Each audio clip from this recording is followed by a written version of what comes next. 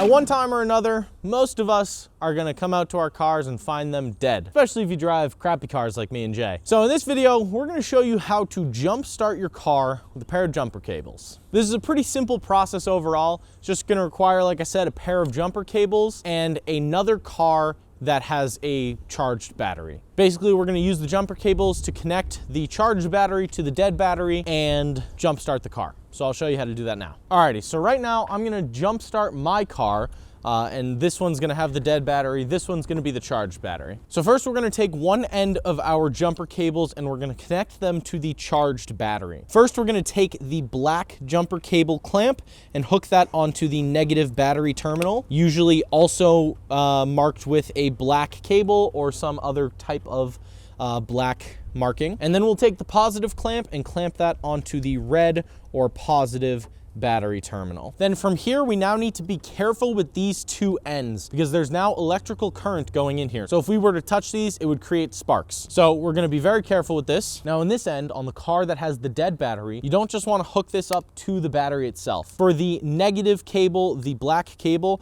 we're actually gonna connect that to a piece of ground. Basically, that means any piece of metal that is connected to the engine. So for me, I'm gonna stick it on this piece of my alternator down here. So then we can take the positive clamp and hook that onto the positive battery terminal.